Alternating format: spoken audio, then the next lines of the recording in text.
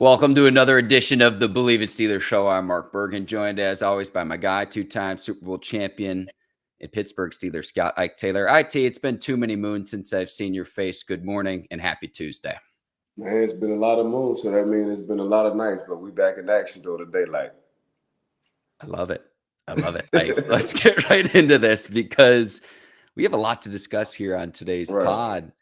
Zac Robinson is going to interview for the Steelers offensive coordinator position. Ike, first and foremost, coming from the McVay coaching tree with the Rams staff right now, but I did not realize the connection that Zac Robinson had with Mason Rudolph, who's due to become an unrestricted free agent, and how that could potentially be a pairing for the Pittsburgh Steelers. Creativity. And it's always about, when you talk about anything in life, it's all about, ain't what you know, they say, it's who you know. So that means the connection part of it. But, I mean, when you talk about Sean McVay, you talk about creativity. When you talk about Sean McVay, you talk about OC / head coach. And what I mean by the rhythm, it's a lot of people that can't catch a rhythm when it comes down to being an OC. And what I mean by rhythm is they 2 or 3 series ahead of a defensive coordinator or ahead of the game.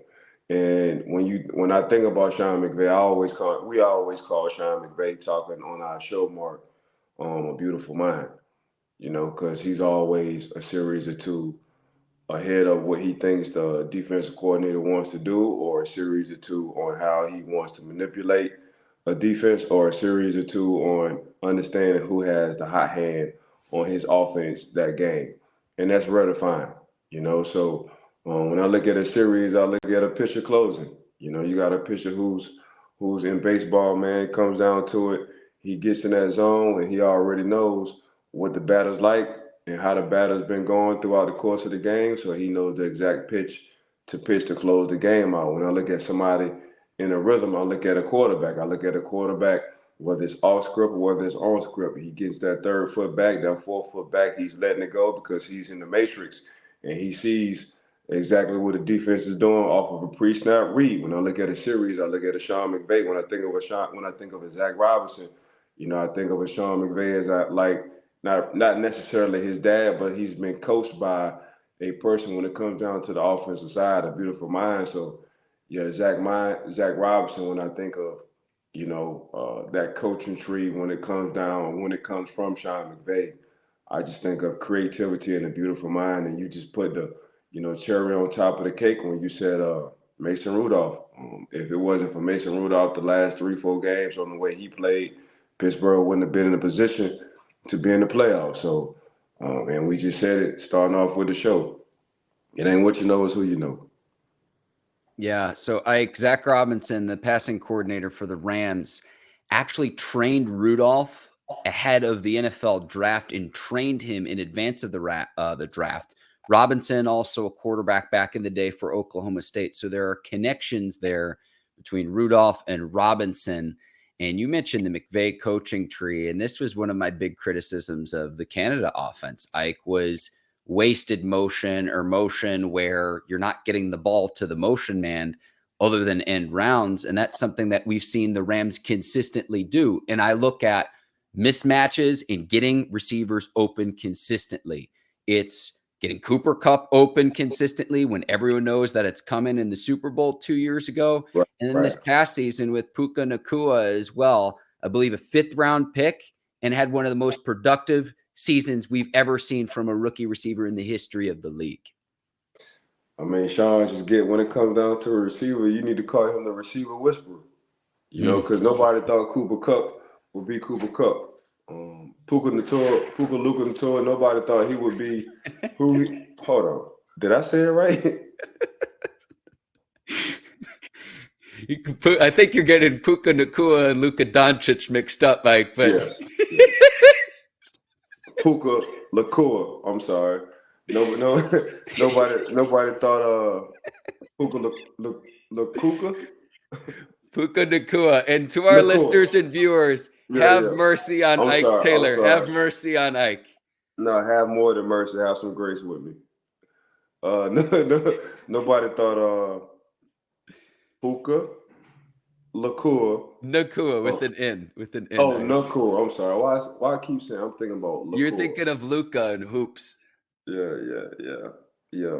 My bad, Nicole. My bad. I had you on my fantasy. That should be even worse. But nobody thought Nicole would come out and just like take over Storm. What he's doing, that's what Cooper Kupp was doing for the past 3-4 years. Just like being very not even aggressive on his route running, but being very smooth and savvy. When you look at Nicole, you just look at Cooper Kupp, and they just look like the same person, just a younger version. He's just like a younger version of Cooper Kupp. When you look at his style of play, when you look at his movement, when you look at how smart he is, because messing around with Cooper Kupp, whenever Cooper retired, if Sean McVay is still head coach somewhere, he would be a offensive coordinator / a wide receiver coach ASAP. Because that's just how beautiful of a mind he got as well. But just looking at that wide receiver tandem between Nicole and Cooper Kupp, it's just you just look at Sean McVay, and every time Sean McVay had a receiver, probably a receiver you didn't like, probably a receiver coming out of college that you didn't have a high grade on, Sean McVay gonna prove you wrong, and he's been doing it year after year after year after year after year. Whether you're a veteran guy and you trying to get back into the game like an OBJ before he got hurt, I really do believe OBJ didn't get hurt. He was gonna have the MVP. He was on his way, I thought, but then you get him because he was coming off an injury. He was coming from the Cleveland Browns. Ike, what about Baker Mayfield too in the few games that he played for the Rams? In a couple of games, we all thought Baker Mayfield was on his way out, and Sean McVay said, "Look, I want you just to be you. I love your personality, your attitude, but now my playbook gonna be kind of tough." He wound up winning a few games. Then you get this rookie and Puka Nicole. When you get this rookie like this, and he's just taking the NFL by storms, you just relapse. I just relapse. Me personally, like this Cooper Kupp all over again, just a younger version. So this is what Sean McVay does. Whether he's rotating his running backs, whether he's getting some low tight end draft picks and making them look good, Sean McVay just understands it. That's what I'm saying. When the offensive coordinator catches a rhythm, what Sean McVay does all the time, it's hard. OCs don't know how to catch rhythms. The Kyle Shanahan's catch rhythms. The Sean McVay's catch rhythms. The Andy Reid's catch rhythms. All these offensive coordinators, when they catch rhythms and play calling, it's just like, again, it's just like a beautiful mind. It's hard for a defensive coordinator to stop them because they're a couple of plays ahead of them. The rhythm, Ike, what I wanted to ask you was what characteristics does the Steelers' new offensive coordinator need to have in 2024 and beyond? What does that person need to bring to the table from day one in getting this offense right? My personal opinion, establishing the run game. So that got to be off the road because it's like every division got their own style. Like when AFC is what? It's bully ball. There's nothing finesse about the AFC. And when you talk about the AFC, you talking about AFC North. Is what I'm talking about. It's Nick Chubb's. It's Najee. Who else we got? It's from Cincinnati. Joe Mixon. It's Joe Mixon. I'm missing one. It's Lamar Jackson. It's Gus Edwards. It's Hill. It's a plethora of teams in the AFC North. If they want to, they just gonna run the ball. So when I look at it, especially dealing with the AFC North, man, we gotta establish the run. Now, how you do it, how Zac Robinson wants to do it, he can do it however he won't do it, in my mind, because I'm sure he's gonna find a way if he's the new OC or whoever's the new OC. But then after that, man, you got Pat Fairmouth, you got I'm drawing a blank. You got George Pickens, you have Deontay Johnson, you have Hayward the jack of all trades. He can play fullback, tight end, fourth receiver. Then you got Calvin Austin the third. It's just like you just got a plethora of. You got Jalen Warren sitting behind. You can go one or two. You can go Najee. You can go Jalen. You got at the offense position. You got everything at your disposal of talent. Now it's on you on who's got the hot hand and who you want to have a rhythm. That's what I look at. So for me, man, you know how I feel about our offense, Mark. If me and you, the offense coordinator, man, we won't be shortcutted on no talent from receivers to tight ends to running backs and quarterbacks. Now it's just on us, Mark, if we was the OCs to, okay, man, hey, let's establish this run. Let's see what the defense can stop. Let's see what they can't stop. And you already know we got some receivers that's, all world receivers. And we got a tight end that don't mind running people over. Just keep looking at the tape. And we got two running backs. One is Thunder and one is Lightning. So that's how I look at from an OC perspective. We're not short of talent at all. And then, you got offensive linemen who played as a rookie in Broderick. And then you got another rookie from the same school, Georgia Darnell, Sasquatch, Manchild, however you want to call him. Mount Washington, Ike. Mount Washington, whatever you want to call him. Just know he's a grown man. He's a grown man. So it's a plethora of talent sitting over there, man. So it's going to be interesting to see, one, who we hire, two, if they can catch a rhythm. Let me piggyback off the personnel point, Ike. Deontay Johnson and Pat Freiermuth both entering contract seasons in 2024.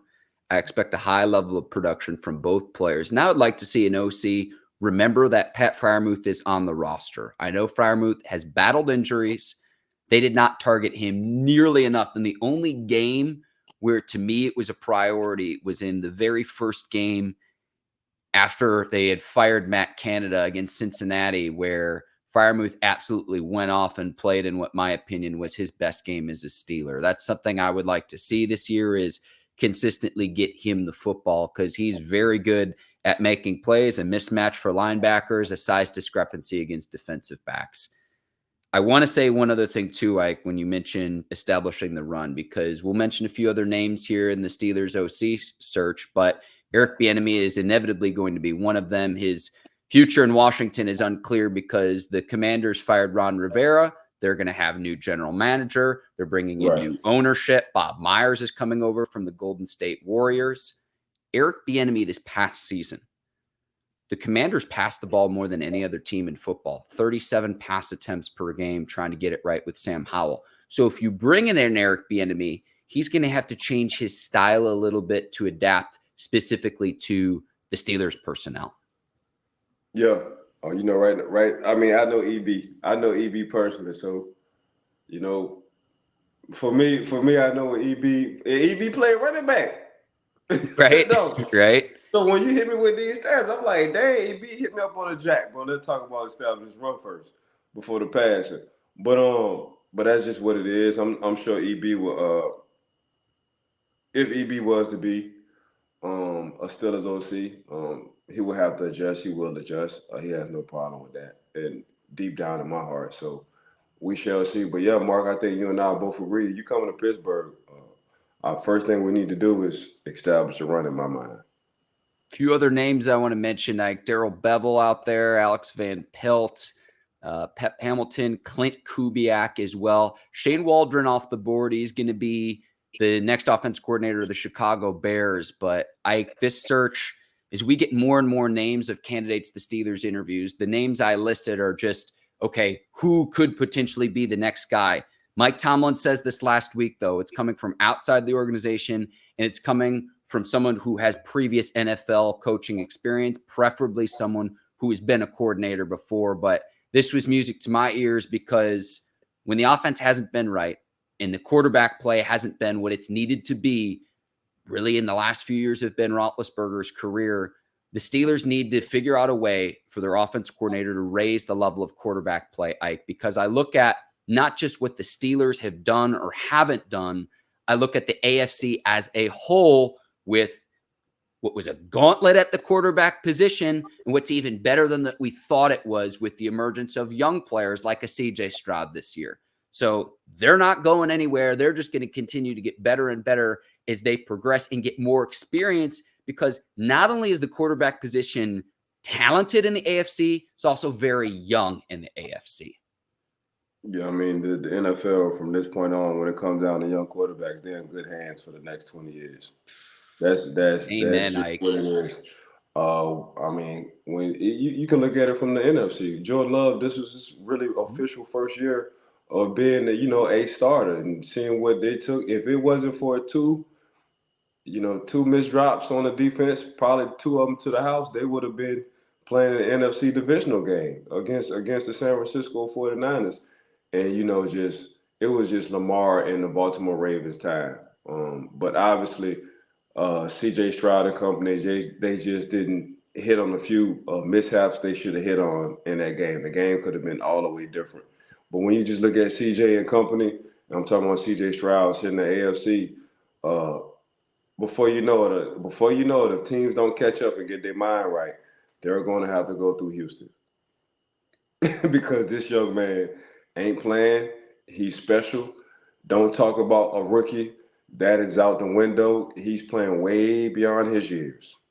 So we already know what Patrick Mahomes is doing. We already know what Josh Allen is doing. We already know what Lamar is doing. Burrow, of course, Justin Burrow Herbert, got hurt. does Trevor Yeah. Lawrence get it right? I mean, like it's nuts. It's a plethora of talent, especially in the AFC. Mess around in the AFC if you want to. A few coaches gonna get extended. A lot of coaches gonna get fired. That's just what it is. Because the talent off of the past 7-8 guys you just named at that quarterback position, they're gonna be in the playoffs, and it's gonna be damn near every year. So yeah, for sure, I think we'll get it right. But who's really impressive to me outside of the Pittsburgh Steelers at that quarterback position, and I think me and you probably on the same page with this one, is CJ Stroud, bro. I mean, this dude is going to be a handful for his rookie year to come in and go to a hostile environment, win one, but then go into a very hostile environment and fight. And it could have after halftime it could have went a few different ways. The Ravens just capitalized on things the Texans didn't do. So that's how I look at it. But far as like the quarterback position, Mark, you hit on like 7 of them just now, man. In the AFC, like we ain't even start at the Mount Rushmore. We just talking about Patrick Mahomes. Like Patrick Mahomes didn't have what we was used to him seeing work with when it came down to that wide receiver position. And the man is right back in the AFC Championship. Them the kind of stories them the Tom Brady stories. Us as players, we look at like they don't have what they used to have at that wide receiver position, and it's really all them, meaning Patrick Mahomes. So we used to always say with Tom, and you saw what he did with Randy Moss. We say, man, give Tom a Randy Moss, give Tom Santonio Holmes, give Tom, and we saw what Tom did with AB for a stint. Mm-hmm. But Tom has been working with what he's been working with, and he's been motivating and carrying that team for a long time. And this is no disrespect. I'm just gonna go ahead and get this off my chest. Say it, Ike. Say it with your chest, Ike. We always said as players, that's Tom Brady team. As players, we always said, and them Tom Brady trophies. We always said that. We always said, man, the NFL should make a statue of Tom Brady at every city. At every city. That's just how good and how consistent Tom was. You saw it in his body language. You see it in his eyes. But like the dude just he cold blooded. He turned into a totally different person when that fourth quarter come. So shout out to Tom, man. Big shout out to Tom. I know it's still a podcast. We got numbers, still a land, still a nation listening. Mm-hmm. But I'm just showing y'all the respect of Tom Brady. Now getting back to this offensive coordinator though, mm-hmm. Mark, mm-hmm. I think the whole Steelers nation understands, and I think they're on the same page with us too. Regardless on who we get in, we got to establish the run because off the quarterbacks you just named, the Herberts, the Lawrences, the Burrows, the who else? The Patrick Mahomes, the Josh Allens, the Lamar Jackson. I mean, golly, man, we talking about the AFC. Really, we talking about dang near $1.5 billion. They're that's going to what we cannibalize talking. each other too, Ike, because they're going to trade off Super Bowls. And in other eras, I think if you named any of those quarterbacks, that they would be the cream of the crop. But the play is so high for each of those High, players. high, high, high, high. When you talk about talent and players at one position, like they high quarterbacks in the AFC just be that talented or that good. We don't know. That's what the AFC is doing. So I mean, and you saw what Tom did. Tom went in 4 months from the AFC to the NFC and caught him a championship. Yeah. Tom said, man, let me get out this AFC right quick. Let me go into this NFC. I mean, the Patriots beat the Jets 15 times in a row. 15 times. Like, can you imagine your bitter rival, like, to where if you said, like, you lost to the Baltimore Ravens 15 times in a row? I'd throw up in my mouth.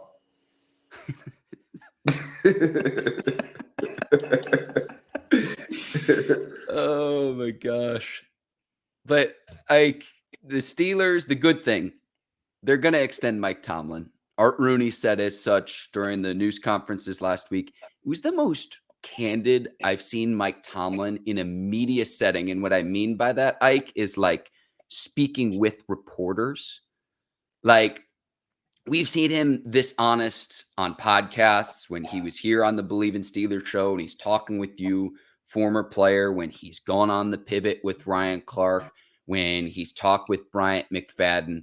Shout out to both of those guys. They have terrific podcasts as well. Yes. I've seen him that honest with former players who played for him and with him, but I'd never seen him that honest with reporters. And I'll be honest, after the last game of the season, I was disappointed when he walked off and ESPN's Brooke Pryor asked him, hey, you're entering the final year of his contract. Before she could even ask the question, he walked out. I get that it's frustrating in the immediate aftermath of a loss, but that's her duty and responsibility as a reporter, Ike. And I'll put on my reporter hat for a minute. She has bosses that are mandating that she asks that question in that situation, regardless of whether Tomlin likes it or not.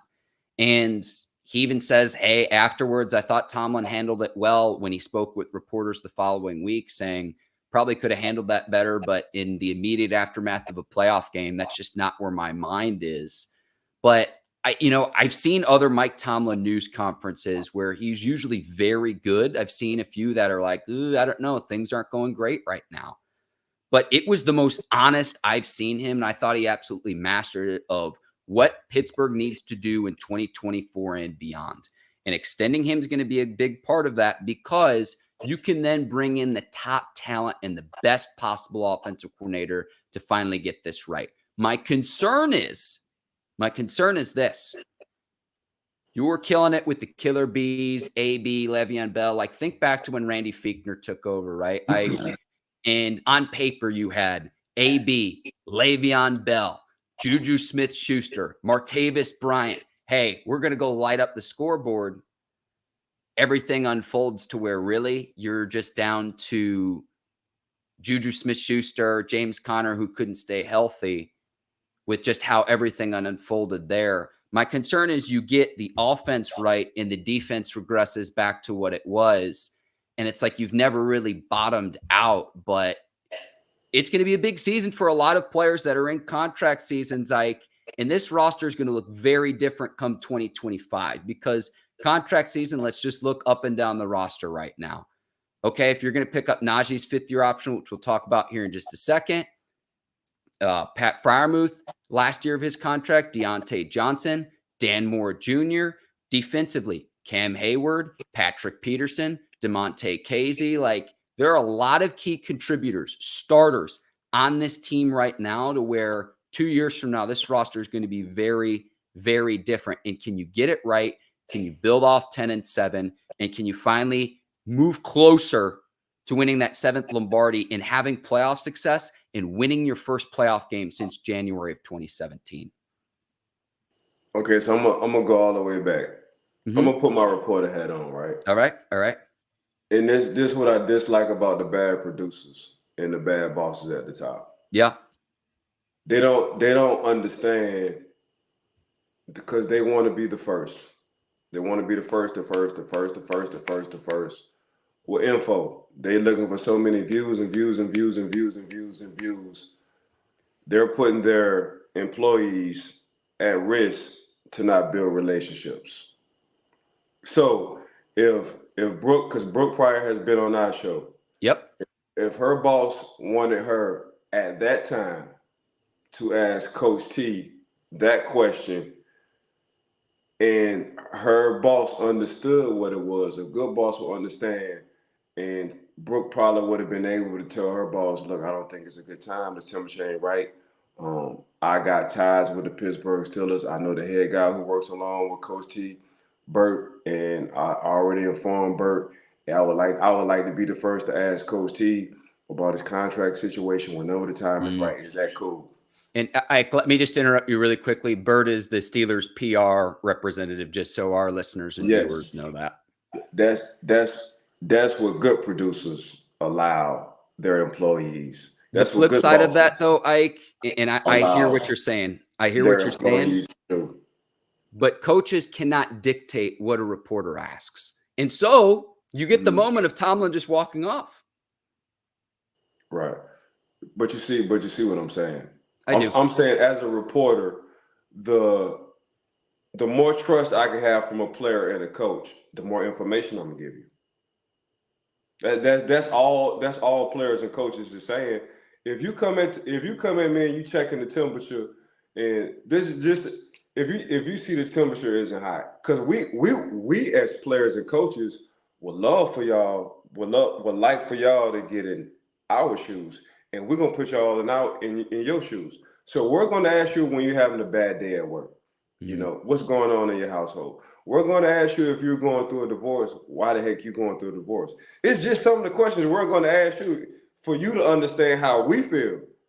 So when I say checking the temperature and building relationships, the relationships go, man, you can't even put a price on the relationships, you know? So I get it from a producer standpoint, but the good producers and bosses I've worked with, they understood relationships are way better than the views and the likes, because I can get more out of them I can get more in the first off of whatever subject, because it's a trust relationship. It's an understanding relationship. So that's what I would say, because there's been some bad producers and some bad bosses when it come down, but it's also been some good ones. I've been around some good ones, but the best producers I've worked for, Ike, have had experience field reporting where they've been boots on the ground before.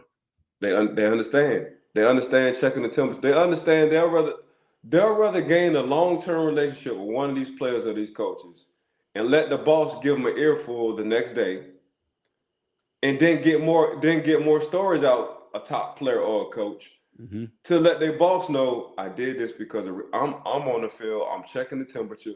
Right now, the question you really wanted me to ask wasn't at the right time. So even if it is the elephant in the room, though, and I, after that game, because you move on to, okay, not maybe in the immediate aftermath, but what does this mean moving forward? That's what we try to do here on this show, as well as, like, every time we talk on the microphone here, it's what you should be thinking and why you should be thinking that way. That's simple. Right. I mean, we all love Brooke. I mean, when Coach calmed down, you know, Coach came back, and I'm sure he talked to Brooke after. But at the time, I'm sure he wasn't even seeing Brooke right now. He was just thinking on what happened after the game. Yeah. Like, his mind ain't sitting on no contracts, man. His mind is, what the heck I'm gonna tell these players at the end of the game? You know, what's my speech gonna be at the end of the game? I'm just guessing. So that's just what it is. But then you go back, they went all, you know, social media undefeated. So they went all the back to Coach Chuck Noll. When a Yes. reporter asked Chuck Noll about the situation, and Chuck Noll, what he did, he politely hopped himself up and took off. In the late So 80s, Ike, and time in is the a late flat circle. in the late 80s. So that's just what it is, and it's just so happened to be a coincidence from a former Pittsburgh Steelers coach to a present Pittsburgh Steelers coach. You mess around and ask that question, they gonna mess around and walk off. And you know they got that thing on the internet. F around and find out. so you can F around and find out if you want to. All right, Ike, we got to rip through two more Yeah. topics because Najee's fifth-year option is going to be a big point of discussion between now and May 2nd. I'm going to be on record. I would lean towards no in answering this question. The upside, though, 1,000 yards, 3 straight seasons, hasn't been done since Alfred Morris. He stays healthy. Week 9 and on since he came to the league, most rushing yards, most like broken tackles other than Raheem Mostert. I get all the arguments there. He's a chain mover. There's not the home run hitting ability. His long run of his NFL career is 37 yards. I think it was getting better. I think it could be better with better quarterback play, better line play, better play calling. But $6.6 million, that's like right at the top of what I would want to pay for a yearly salary from Najee Harris. And I will say this, period, Ike, is this. If this were, say, $10.1 million, which if he had made the Pro Bowl outright as a rookie and not as an alternate, I don't even think this would be a discussion. I lean towards no. It has nothing to do with how Najee comports himself, his leadership that he brings to the locker room, but it's just how I value and the positional value of running backs in the league. I take off in any direction you'd like to with this, but we have a lot of time between now and May 2nd of do the Steelers pick up the fifth-year option for the 2025 season for Najee Harris? Yeah, I'm gonna let you talk about that. That's when you put your reporter hat on me. All right. On the other hand, you know, I'm always want my players to get their money. Players to get their money. That's up to O and company and his agent. See if they can get a number across. See what happens for the 2025 season. But for me, Najee three 1,000 yard seasons back to back. Saying a lot about Najee and what he can do. I don't know if people seen Najee in person, but Najee looks like a tight end. For real. 6'4", 250, 240, however you want to spend it. Probably a couple, 3, 4, 5, 6, 7% body fat. Dude just all the way different.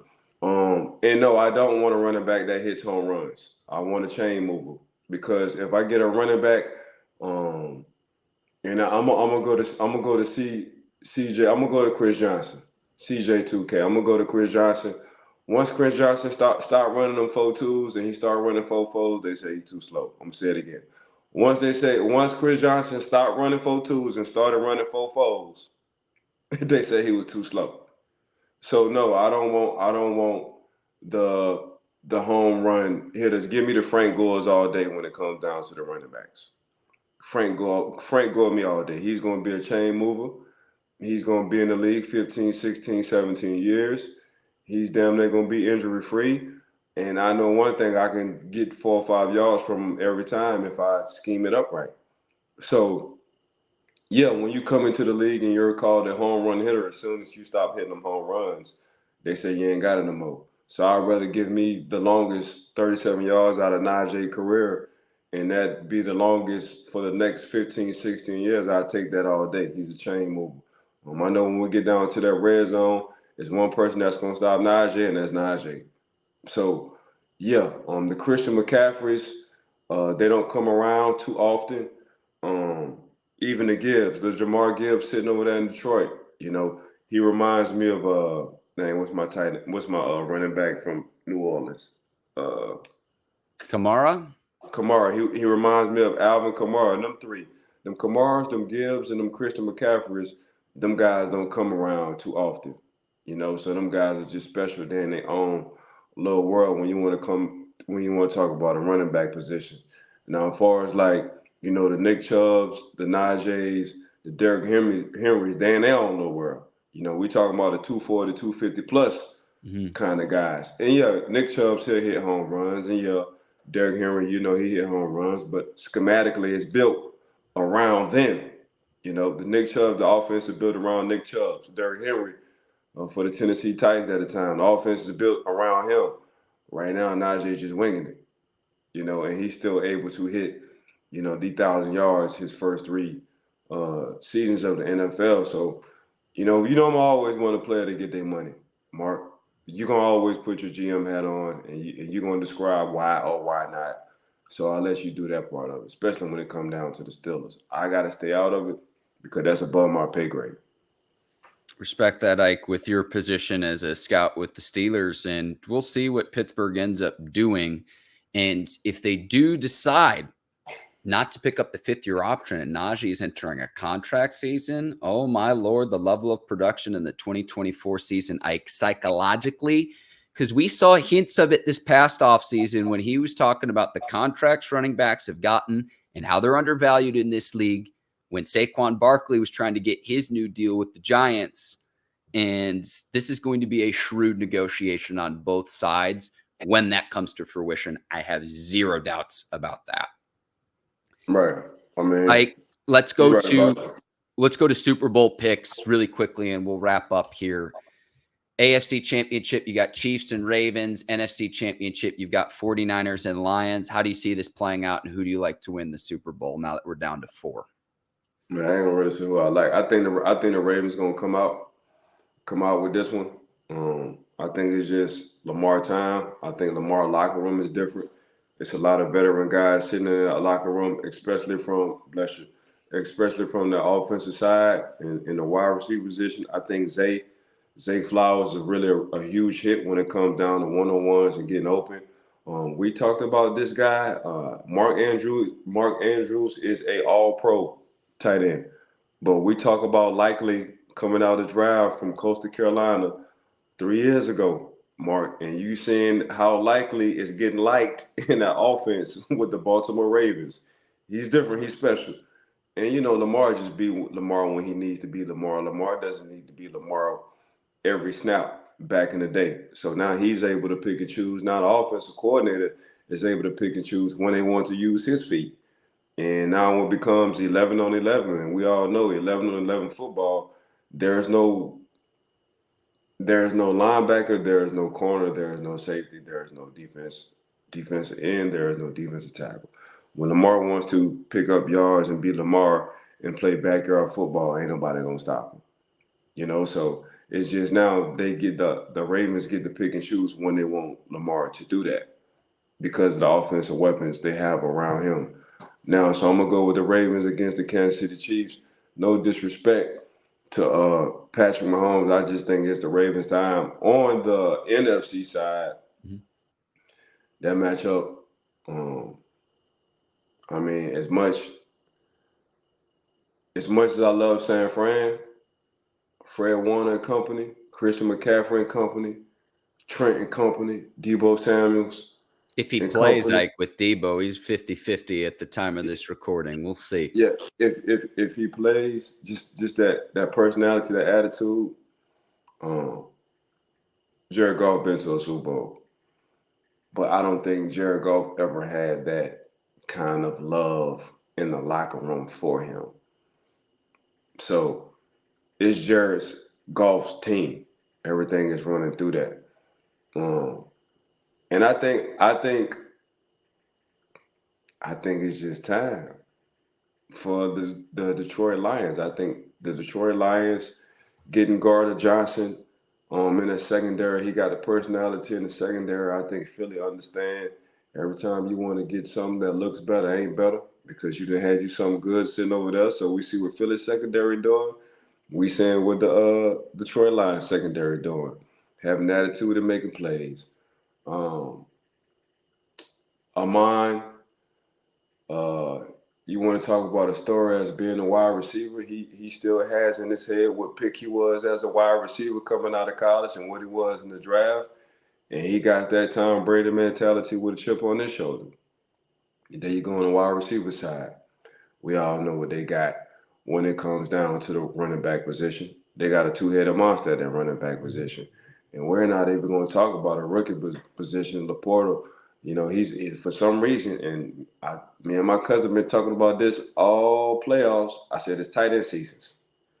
When playoffs come, the tight ends become all pros because they're the ultimate mismatch, and they will get targeted a lot. And just think about all the playoff games, all really the big plays, they're coming from the tight ends. Fairmont, tight ends. Kincaid, tight ends. Laporta's, tight ends. Kelsey, tight end. Um, Yeah, just look Kelsey at, was showing off for his girlfriend in the divisional round, Ike. he ain't got to do that on the field. He can do that when they're alone. So she already stamped and approved. He ain't even worry about that. That's just a bonus for her to say, "Oh, that's my man." That's all. That's all that is. Ike, I But just got to say this too when we're talking about the Kelsey family. Find mhm. someone in your life that supports you as much as Jason Kelsey supports his brother Travis with the shirt off and drinking beers. It was terrific television. Man, it's good. He's showing us what a family reunion looks like worldwide. We get to see it nationally. You know, we get to see what the country brother does nationally. You know, and he deserves it. He deserves it. He deserves it. But same mom, same dad, two different kind of human beings between the Kelsey, between the Kelsey boys. Boy, that's what genes will do for you. Um, but you know, it's just the love they have for each other. So it's good to see on a national level. But yeah, man, that's just I'm gonna go with Detroit and I'm gonna go with the Ravens. It's amazing because I have the exact opposite, Ike. And the conspiracy theorist in me is like, maybe you can accuse me of being a Swiftie, but the Chiefs have won games this year. The fact that they're back in the AFC Championship game, it might as well be called the Patrick Mahomes Invitational because every year he's been a starter. He's been in the conference championship game. They've won games differently this year. It's not been the They high have, flying they have, offense. they It's have, been the they have, defense. It's been ball control. they have, Pacheco runs they mad. have, they have. And honestly, I can't believe they're here. And Baltimore's defense is much different than Buffalo's because Buffalo had plenty of injuries. But it's like until you can knock them off, I think they advance. I like the 49ers, assuming Debo plays. Right. And I like the 49ers to win the Super Bowl. But Ike, we'll see how this plays out. Yeah, We'll I see won't. how I'm this not. plays out. I It, can't it's wait for this weekend. it was hard. It was hard for me to pick who I wanted to pick. I had this conversation last night with a few people. Patrick Mahomes was playing playoff football in the regular season because he wasn't able to score points like how we're used to him able to score points. He wasn't able to have that consistent top-notch receiver like how we're used to him having that top-notch receiver other than Travis Kelsey. If I'm not So mistaken, he had the most drops of any quarterback in the league from his yeah, receivers. all they've been playing the whole year, Mark, is playoff football, close games. So every time it gets close, you know, the buttholes don't get tight coming from the KC sideline. They just like we've been doing this all year. But yeah, I can see what you're saying about San Fran on that side. But for me, Jared Goff versus Brock Purdy, I'm gonna rock with and I love Brock. I love Brock, but I'm gonna rock with Jared Goff on this one. So really I'm gonna be the devil's advocate. I'm gonna go with the two underdogs. And even though they're playing at home, like you say, it's hard not to bet on Patrick Mahomes. And speaking of betting, make sure y'all go to BetOnline.ag, 365, 24/7, regardless on what sport it is. Right now, y'all should be betting hot because don't nobody get more views than football in the playoffs between the NFC Championship and the AFC Championship than the National Football League. So again, make sure y'all go to BetOnline.ag. I thought that was real smooth coming from you, Ike. That's third person. But yeah, Mark, that's my two right there. BLEAV is the promo code, 50% off the welcome bonus. 92 of the top 100 watch broadcasts in 2023, the NFL, Ike. So there you go, betonline.ag. Thank you to them as a presenting sponsor of the Bleav in Steelers show. Ike Taylor, I have to thank you. You're the absolute best. He is swagging you. I am Mark Bergin. This has been another edition of Bleav in Steelers. And Ike, 5 stars and 5 stars only. Apple, Spotify. Tap that subscribe button on YouTube as well. I second that. Want to thank Bleav in Steelers podcast. Got to thank my dog Mark, my brother Mark, for rocking with me. Want to thank BetOnline.ag for being with us since day one. Make sure y'all subscribe to YouTube. Give us a 5-star on the Apple Podcast. Thanks for tuning in, viewing in, and listening in. We love y'all. For Ike Taylor, I'm Mark Bergin. Thanks for watching Bleav in Steelers. We'll see you next time. Till then, take care. So long, everybody. Peace.